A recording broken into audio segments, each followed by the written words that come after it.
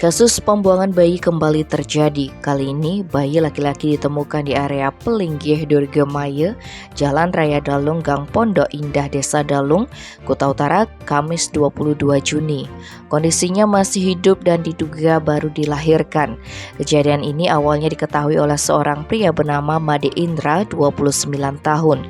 Kasihhumas Polres Badung Ibtu Ketut Sudana menerangkan kala itu Indra sedang mengaturkan sesajen di Pelinggih belakang kos. Saat hendak pulang, pria ini dibuat kaget lantaran mendengar ada tangisan bayi. Ternyata terlihat bayi itu tergeletak di samping Pelinggih dekat dengan sungai. Kemudian anak malang ini dibawa ke kos saksi untuk dibersihkan badannya. Indra juga menghubungi seorang bernama Kartiase 67 tahun untuk membantu membelikan susu. Temuan itu lantas disampaikan ke kantor desa sehingga kepala desa setempat segera mengecek ke TKP. Saksi saat itu juga meminta bantuan perawat puskesmas Pembantu Dalung untuk memberikan perawatan terhadap bayi tersebut.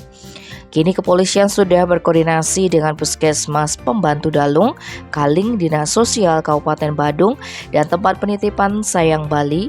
Pelaku yang diduga orang tua dari bayi ini sedang diselidiki oleh Polsek Kuta Utara. Tim Bali Express melaporkan.